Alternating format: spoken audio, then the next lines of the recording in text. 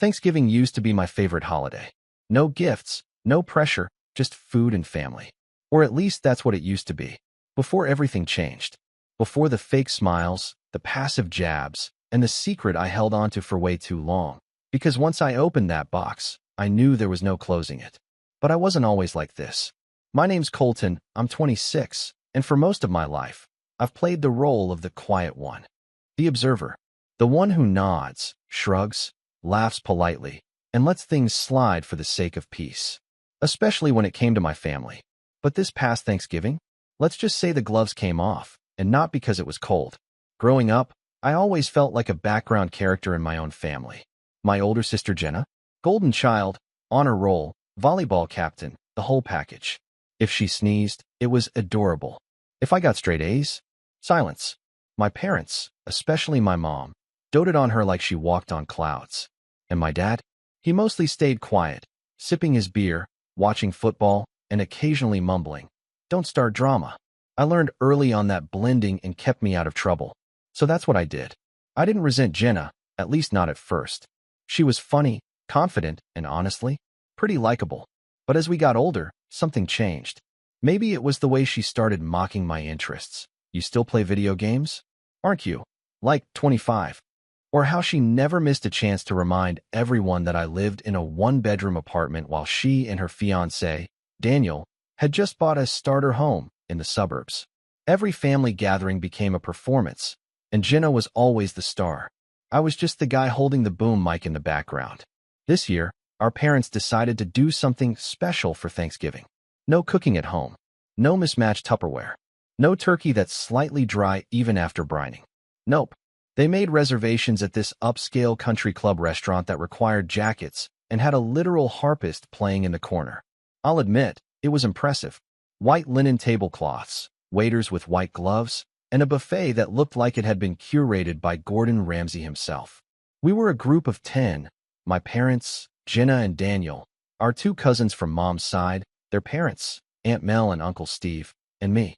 I almost didn't go. I'd had a rough few months, work stress, a breakup, and just general burnout. But my mom insisted. "We're all going to be there, Colton. Don't be the only one missing." So I went. Jacket, tie, the whole bit. I even shaved. As soon as I walked in, I saw the looks. The barely there nods of approval. Jenna said, "Wow, Colton dressed up. Must be a special occasion." It was said with a smile, but I felt the sting. Daniel gave me one of those bro slaps on the back and said, "You clean up okay." I fake laughed. Strike one. We were seated at a long table near the fireplace. The room smelled like roasted garlic, aged wine, and expensive perfume. A waiter came around with a bottle of wine, offering to pour glasses. He started with Jenna and Daniel, then moved down the table, pouring for everyone except me. I didn't even blink. Maybe he missed me, right? I politely flagged him down and asked, "Could I get a glass too?" He hesitated, looked at Jenna, then poured me the tiniest amount I've ever seen in a wine glass. It didn't even reach the curve. Everyone laughed. "Oh, come on, Colton," Jenna smirked. "We don't need you getting wine drunk and spilling your conspiracy theories. I don't even drink that much, by the way." That joke was from 3 years ago when I accidentally ranted about Bitcoin at a family barbecue. Apparently, it's my whole personality now. Anyway, I let it go. Again. I told myself before showing up that I wasn't going to cause problems. Smile. Nod. Let it pass. That's how I've survived for years. But something about that room, about the way they looked at me like I was the family project gone wrong, it started to chip away at me. Then came the buffet. It was an elegant setup. You handed your plate to a server, and they walked down the line with you, placing what you wanted onto your plate. Everything looked amazing. Truffle mashed potatoes, maple glazed carrots, cranberry orange chutney, even deep-fried turkey slices. I was actually getting excited. I stood up with everyone else and joined the short line, chatting with my cousin Dylan about a new Marvel show. When it was my turn, I handed my plate over and started pointing out what I wanted. The server gave me this polite but strained smile. "I'm sorry, sir. I was told to prepare plates only for the family listed on the seating card." I blinked. "What?" He nodded toward Jenna, who was talking with another server. "She said you weren't eating." My heart thudded. "No, I what? I'm part of the family. I'm at the same table." He looked apologetic.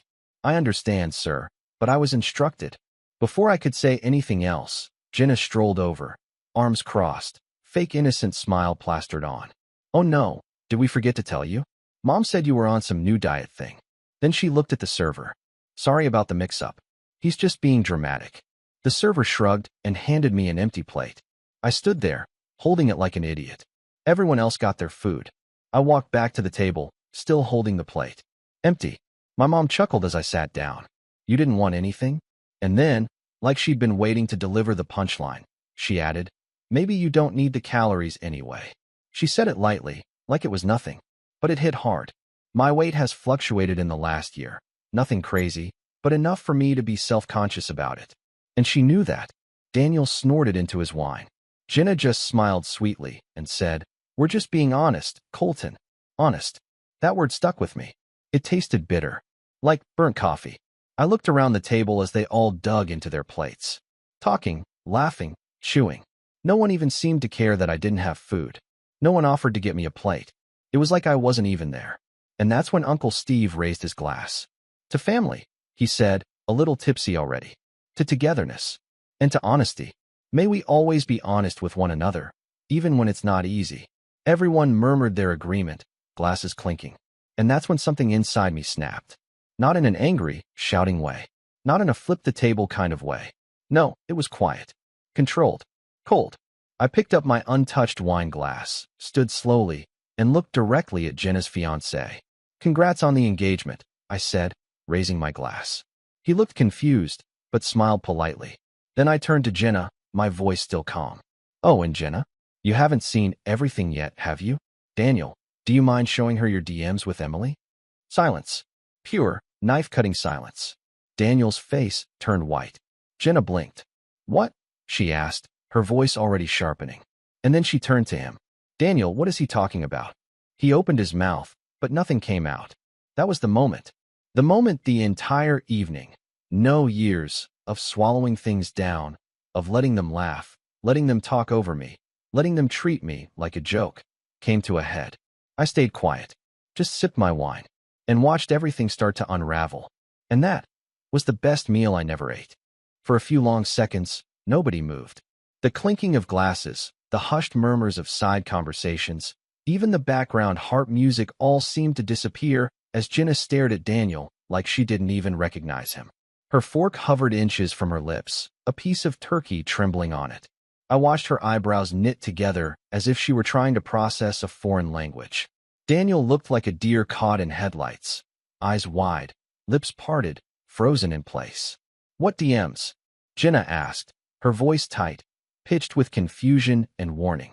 What is he talking about? Daniel didn't answer right away. Instead, he turned to me. Me, the forgotten brother, the guy they hadn't even fed, and gave me a look I'll never forget. It was a strange cocktail of fear and desperation, as if he was silently pleading with me to undo what I'd just done. His mouth opened and closed like he was trying to conjure up a lie on the spot, but no words came out. Just a weak exhale. Jenna's eyes darted between us, trying to piece it together. Daniel. Who's Emily? That name hit like a slap. Emily. It wasn't just a generic name I pulled out of thin air. It was someone she knew. Someone we all knew. Jenna's best friend since college. The same girl who'd helped plan her engagement party. The girl who'd sobbed during her maid of honor speech rehearsal a few months ago because she was so happy for Jenna. The girl Daniel had been messaging behind her back for the last 5 months. I hadn't planned to drop it like that, not originally. I didn't walk into that restaurant thinking I'd air the dirtiest family laundry in public like a bomb going off. But when they laughed at me for not eating, when they made that comment about, maybe you don't need the calories, something broke open inside me. I think I was tired of being the invisible one. The one they mock, dismiss, or forget. So when Uncle Steve toasted to family honesty, it just came out. And watching Jenna now, confused and vulnerable for the first time in years, I realized I hadn't even scratched the surface. Daniel tried to recover. He chuckled nervously, shaking his head. I don't know what he's talking about. Emily, we've just messaged about the engagement. That's it. Group chats. You've seen those. Jenna wasn't buying it. She pushed her plate away, suddenly pale. Group chats? You're saying Colton is lying? That he made that up for fun? I don't know what his problem is, Daniel muttered. Maybe he's upset no one saved him a plate. My mom let out a sharp exhale through her nose. Colton, she said in that tone, half scolding, half embarrassed. That was uncalled for. We're trying to have a nice family dinner. There it was again. The nice family dinner. The illusion they all clung to like it was sacred. The same one that required me to stay quiet, laugh along, and let the golden child bask in her spotlight while I withered in the wings. I set my wine glass down and leaned back, arms folded. Funny, you didn't think public humiliation was uncalled for when you all laughed about me not getting food. But now that I say something that actually matters, I'm ruining dinner. Don't start, my mom said, glaring now. You've had an attitude all day. No, I haven't, I said calmly. I've had a front row seat to your show. And I've been polite. Even when Jenna lied to the server so I wouldn't get a plate. I didn't lie. Jenna snapped suddenly, standing up so fast her chair scraped against the floor. That was a joke. You're always so sensitive. A joke, I said, eyebrows raised. Then why did the server say you told them I wasn't eating? I watched you do it. Don't gaslight me. She blinked like she'd been slapped. You're unbelievable. No, I said, still calm. What's unbelievable is how far you'll go to embarrass me just so you can stay the center of attention. But I'm not the one hiding things, Jenna. Daniel stood up next. All right, enough, he said loudly. This isn't the place. Then where is the place? I shot back. Because last I checked, your family loves public scenes. My aunt tried to intervene, placing a hand on Jenna's shoulder. Maybe we should all sit down and... No, Jenna said. Her voice shook. Daniel, give me your phone. His eyes widened. What? Give me your phone. Not here, he whispered. Can we just... She held out her hand. His jaw clenched. It's private. The air was sucked out of the room. Everyone watched. No one moved. My dad rubbed his temples. This is ridiculous. You two can argue at home. Colton, apologize. That made me laugh out loud. Apologize? For what? Exposing the cracks in your perfect family dinner. You're always so dramatic, Mom hissed. Always making everything about you. You think just because you're moody and quiet, we owe you something? Grow up. I stared at her for a long time. I think that was the moment the last thread of hope snapped for me. The hope that maybe, deep down, she cared about me the same way she cared about Jenna. No, I said quietly. I don't think you owe me anything. But I also don't think I need to keep pretending like this family treats me with respect. Because you don't. There was silence again. Except now, the harpist had stopped playing. Jenna broke it. You're jealous, she snapped, lip trembling now. You've always been jealous. Because Mom and Dad actually like me. Because I've done something with my life. And because for once, I have something good. And you just couldn't stand it. I tilted my head, watching her. So, I invented your fiancé's cheating because I'm jealous. She hesitated. You twisted something. I don't know what you saw. But Daniel wouldn't cheat on me. Not with Emily. Daniel looked down at his shoes. Oh my God, she whispered. Now everyone was watching him. And then came the final nail in the coffin. He didn't deny it. He didn't speak up. He didn't even defend himself. He just kept staring at the floor like if he stood still long enough, maybe he'd vanish. That was when Jenna broke. She picked up her cloth napkin, threw it on the table, and walked out. No coat, no purse, just stormed toward the exit. Daniel moved to follow her, but Uncle Steve stopped him with a firm hand on his shoulder. I wouldn't, he said quietly. Daniel sat back down, slowly, like he had no idea what to do anymore. I should have felt triumphant. I should have felt something. But mostly, I just felt hollow, like I'd finally detonated a landmine I'd been sitting on for years. Everyone was still in shock. My mom muttered something under her breath. My dad took a long sip of his wine and refused to look at me. Happy Thanksgiving, I said, getting up. I hope the food was worth it. I turned and left. No coat. No goodbye. Just walked out into the cold November air with nothing but my keys and a hollow chest. But it didn't end there. Because the text started that night. And the real betrayal hadn't even happened yet. When I got home that night, I didn't even bother turning on the lights. I just dropped my keys on the counter, pulled off my dress shoes like they were shackles, and sat on the edge of the bed in the dark, still wearing the same button-up shirt they'd all mocked me in hours earlier. My phone buzzed in my pocket over and over, but I didn't look at it right away. I knew what it would be. Anger, confusion, damage control. Maybe some half-hearted attempt from one of my parents to sweep it all under the rug. I wasn't ready to face any of that. Not yet. Outside my window, The street was quiet.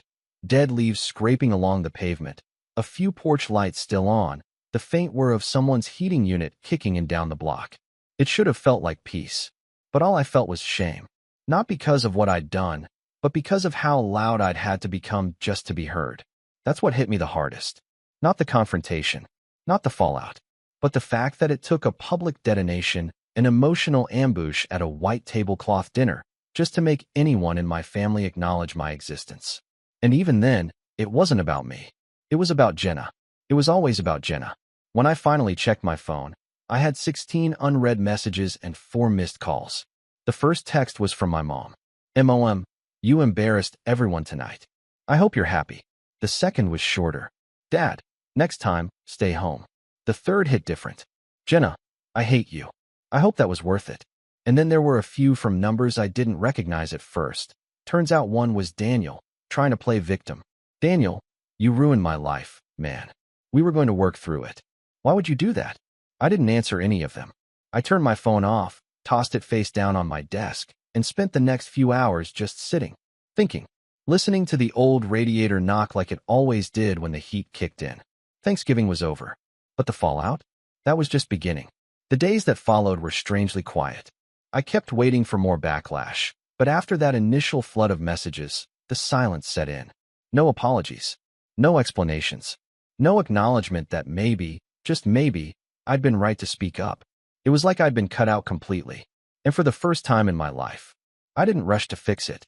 I didn't reach out to apologize or clarify or make peace like I usually would. I didn't play the role of the quiet, forgettable son who absorbs the blows and keeps smiling. I just existed. For myself. That's not to say it didn't hurt. It did. A lot. There were nights I lay in bed wondering if I'd overreacted, if I'd sabotaged what little place I had left in the family. There were moments, usually around 2 a.m., when I second-guessed everything. Maybe I was the problem.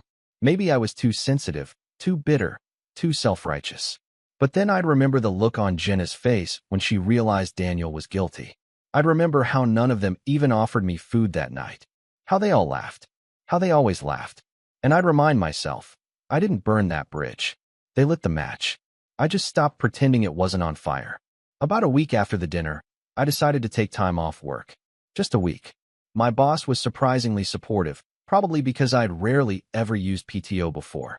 I think he thought I was finally taking a vacation or going on some spiritual retreat. But all I did was stay home. I cooked for myself, cleaned my apartment top to bottom, went on long walks through my neighborhood, wrapped in a scarf and a heavy coat, watching leaves fall like pieces of the past. I didn't speak to many people, but I listened. To myself, mostly. And that's when something strange started to happen. I stopped feeling guilty. Not all at once, but piece by piece. It was like someone had lifted a weight from my chest I didn't know I'd been carrying for years. I wasn't constantly measuring my worth against Jenna's success. I wasn't bracing for the next family dinner where I'd be the punchline. I wasn't trapped in their narrative anymore. For once, my story was mine. And it made me realize how much of my life I'd spent trying to prove I was enough to people who never really saw me in the first place. I'd been waiting for approval that was never coming. So I stopped waiting. With no family obligations and a clear calendar, I threw myself into work. Not just clocking in, clocking out, but really working. I picked up extra projects, started mentoring some of the junior analysts, and even helped restructure part of our outdated reporting system. I didn't do it to impress anyone. I did it because I finally had energy that wasn't being drained by guilt or resentment. And people noticed. My manager pulled me aside after a team meeting one day and said, "You've been killing it lately. Whatever changed, keep it up." A few weeks later, I got an offer to lead a new analytics initiative with a bonus attached. It wasn't just more money. It was trust, leadership, recognition. And for the first time in a long time, I felt something I hadn't felt in years. Pride. Not the loud, braggy kind, but the quiet, internal kind that says, you did this. You earned this. And no one else can take it from you. That same week, I started going back to the gym. Just casually at first. 30-minute sessions. Cardio, a few weights. Nothing dramatic. But something about moving my body, building strength, my own strength, became addictive. I even reconnected with an old friend from college, Liam, who lived across town. We drifted after graduation, But he messaged me out of the blue after seeing a photo I'd posted, rare for me, of a homemade meal I'd cooked. We grabbed coffee, talked for hours, laughed about old professors and weird roommates. And when I told him about Thanksgiving, he didn't judge me. He didn't say, maybe you should call her. He just said, good. About time someone said something. I didn't realize how badly I'd needed that.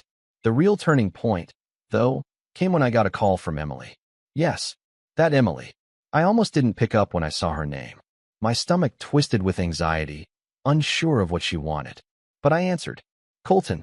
Her voice was quiet. Hey, I said. Didn't expect to hear from you. I wanted to say thank you, she said. That threw me. For what? For telling the truth. For saying what I couldn't. She told me everything. That she and Daniel had been talking for months. That it started harmless, venting about wedding stress, joking around. But then it shifted. Late-night messages. Emotional confessions. And eventually, one night, something more. She said she ended it immediately after. Blocked him. Felt disgusted with herself. I told Jenna, she whispered. The next day, actually. But she didn't believe me. I felt the air leave my lungs. She said I was jealous. That I was trying to sabotage her relationship. She cut me off. Uninvited me from the bridal shower. Told everyone I was lying. Jesus, I muttered. So when you said something, it was like being seen again. Like someone finally believed me. I didn't know what to say. I'd assumed Emily had kept the secret. That she'd been complicit. But now I realized she'd been discarded too. Just like me. We talked for another half hour. Not just about Daniel, but about everything. About what it's like to be painted as the villain for speaking up. About how family loyalty often means shutting your mouth, no matter how bad things get. When we hung up, I sat there for a while, just breathing. And for the first time since that awful dinner, I didn't feel alone. I didn't speak to Jenna for weeks. She didn't reach out. Neither did my parents. But word got back to me, through my cousin Dylan, mostly. He told me Jenna had moved back into my parents' house temporarily, that the engagement was officially off, that Daniel had tried to show up at her job with flowers and got escorted out by security. Karma, I guess. Dylan also told me something else. Your mom's telling people you ruined Thanksgiving on purpose, he said during a call one night. Says you've always been bitter, that you wanted to break them up. I didn't react. Not right away. I think part of me expected it. She's spinning it hard, man. Saying you made it all up. I almost laughed. Sounds about right. But it didn't sting the way it used to. I didn't spiral. I didn't feel like calling to defend myself. I just let it wash over me. Because deep down, I knew something now. I don't need to prove anything to them anymore. Not my worth. Not my intentions. Not my truth. Let them spin whatever version makes them sleep at night. I knew what I did. And why I did it. And that was enough. By mid-December, the air had changed. Literally, snow blanketed the sidewalks. The city buzzed with twinkling lights and fake cheer, but also emotionally. I wasn't the same Colton I had been on Thanksgiving Day. Not even close. Something had cracked open that night, and instead of patching it up and retreating back into my quiet, agreeable shell like I always had, I let the fracture spread. I let it change me. And what surprised me most was how good that felt. I wasn't acting out of bitterness anymore. I wasn't replaying old slights in my head or trying to win their approval. I was building something. Slowly, quietly, steadily. A version of me that didn't flinch every time someone said family like it was a weapon. A version that didn't equate peace with silence or respect with obedience. But even as I focused on moving forward, I couldn't ignore one thing. They were still talking about me. Dylan kept me in the loop. He and I had started texting more often, and after a few late-night conversations, I realized he wasn't as tight with the rest of the family as they thought. He'd been riding the line for years, laughing along, playing neutral, but deep down, he'd never quite bought the Jenna is a saint narrative either. She's unraveling, he told me one night over the phone. Still furious at you, obviously, but she's taking it out on everyone else. Mom, Dad, me, even your mom. I raised an eyebrow. My mom. Yeah. Apparently, she's mad your mom didn't warn her about Daniel. Says she should have known something was off. I actually did laugh at that. So now mom's the scapegoat? Guess it's your turn to be the golden child, he joked. I doubted that. Still, what caught my attention wasn't Jenna's tantrums. It was something Dylan said near the end of the call, almost offhand. She's planning something. I don't know what. But she told Aunt Mel she's going to put you in your place. That phrase stuck with me. Put me in my place. As if the moment I stepped out of the little corner they built for me, the quiet, overlooked, doormat son, I became a threat. It didn't surprise me that Jenna wanted to retaliate. What surprised me was how unbothered I was by it. Because for the first time, I had options. Around this time, Emily and I started talking more. Not in a romantic way.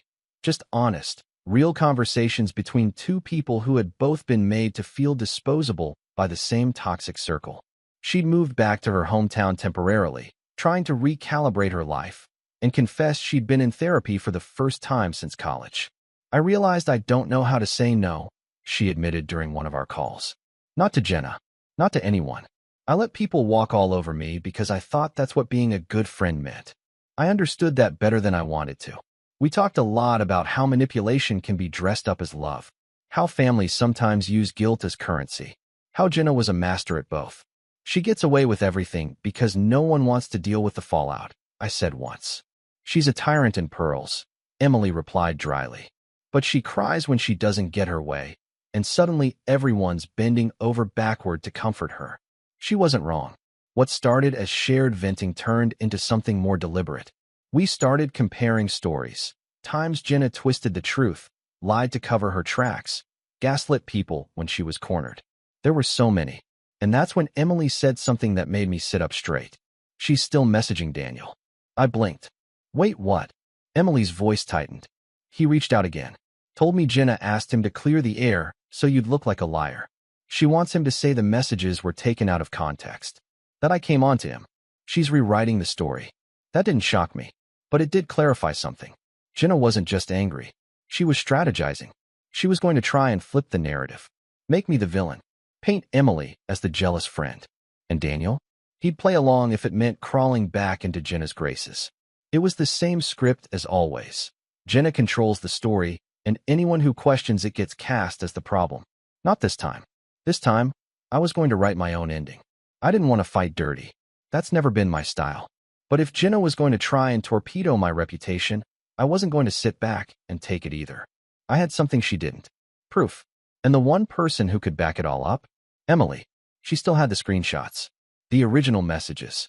Not just the explicit ones, though those were damning, but the manipulative ones too. The late night, I miss talking to you texts. The don't tell Jenna, she gets jealous once. The emotional grooming.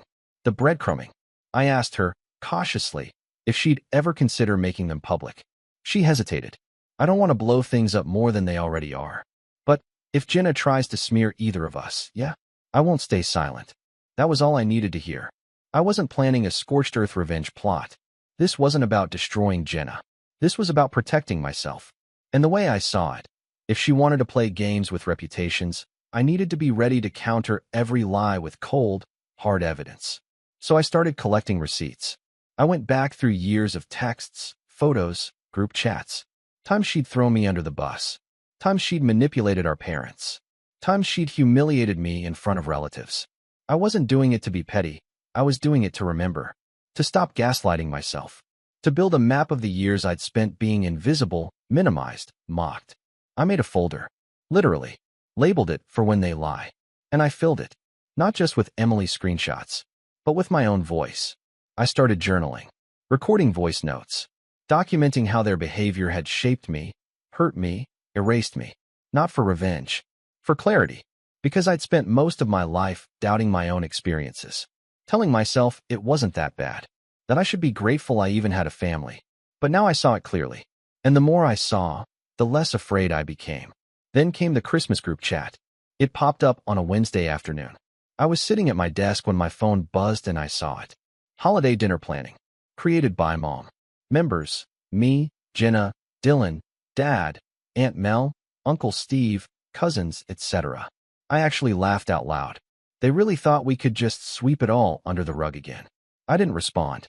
Just watched the messages roll in. MOM.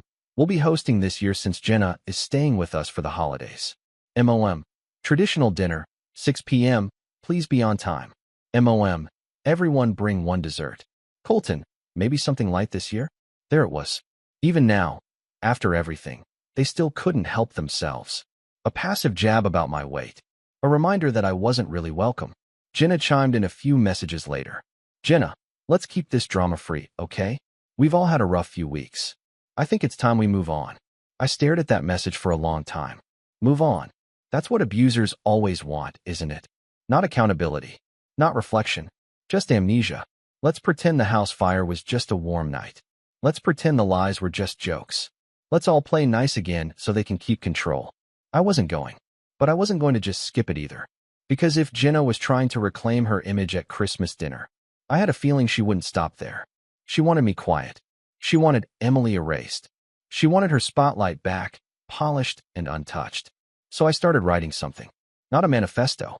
Just a clear, well-organized document laying out everything. The messages, the manipulation, the lies. Not to shame her, but to protect myself. Because if she came for me, if she twisted the narrative, I wanted to be ready. Dylan offered to help.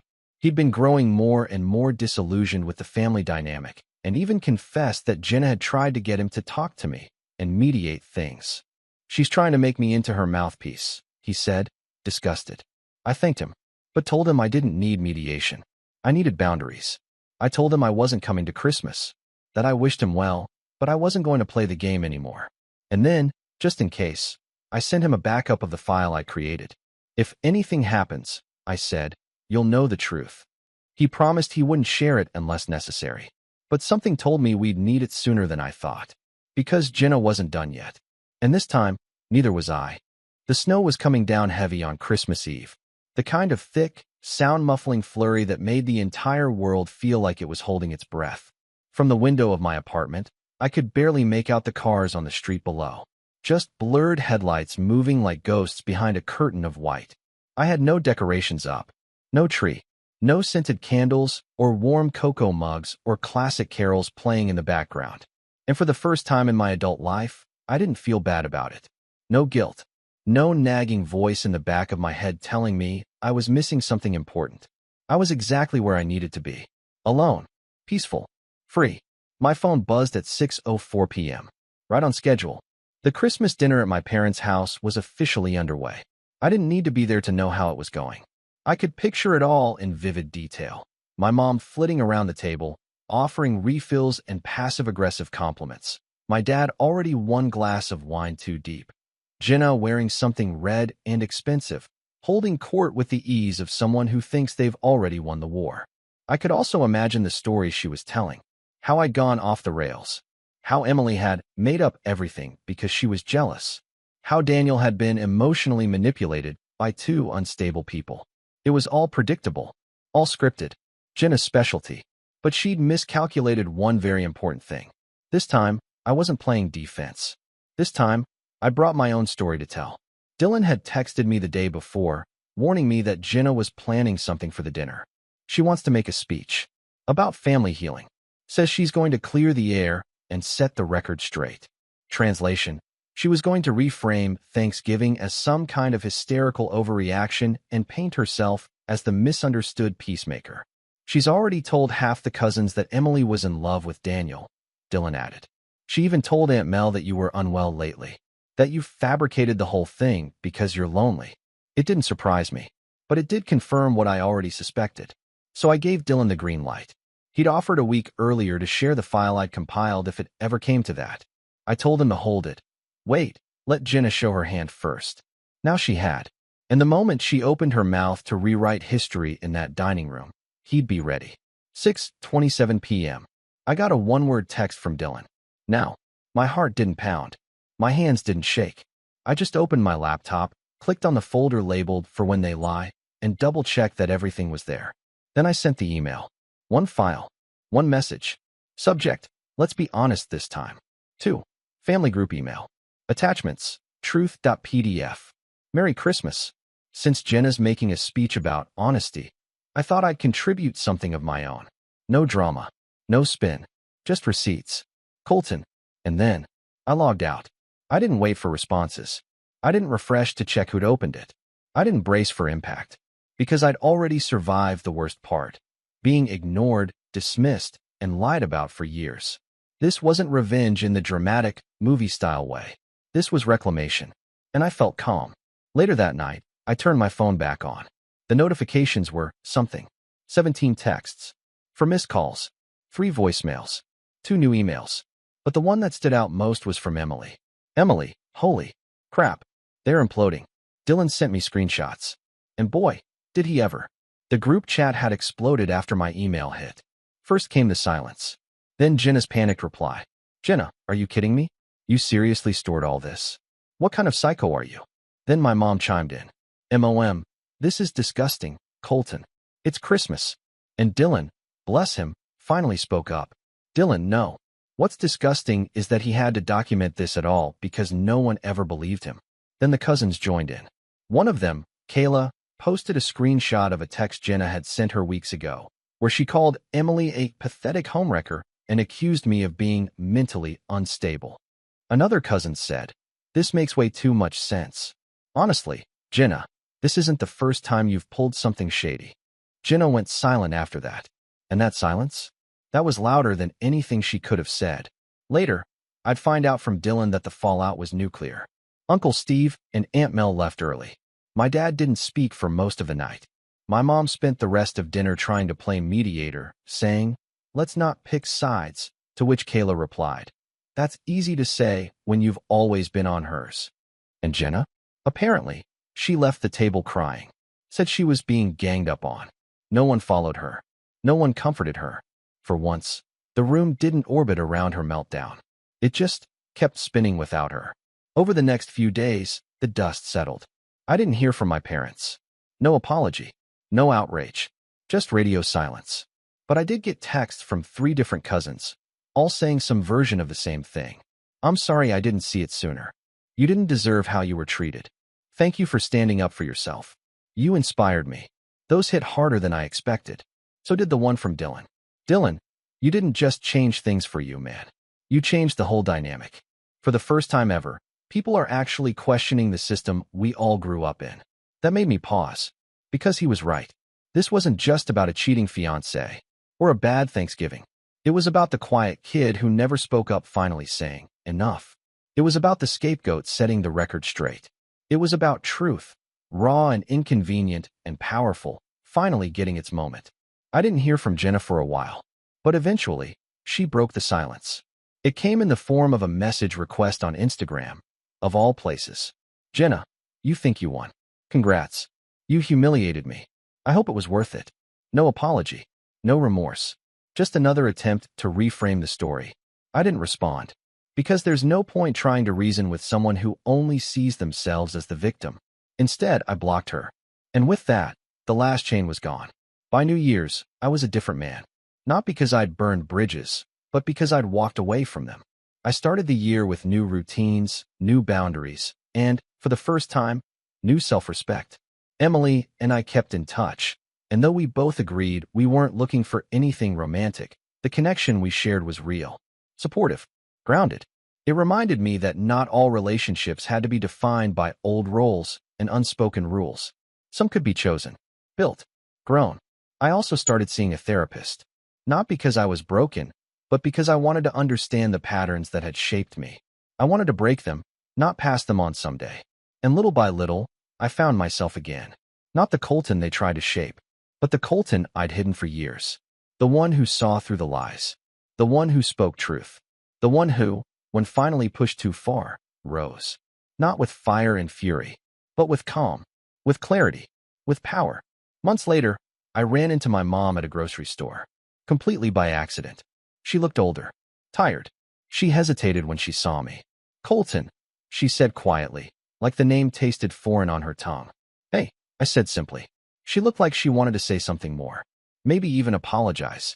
But then her lips pressed into that familiar tight smile, and she said, you look good. I nodded. I am. And I meant it. Then I walked away, leaving her in the frozen foods aisle, staring after me. She didn't call out. She didn't follow. Because she knew. The Colton they used to dismiss was gone. And in his place stood a man they could no longer control. A man who no longer needed their approval. A man who had learned.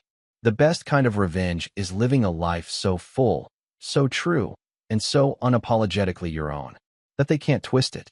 They can only watch. And I let them.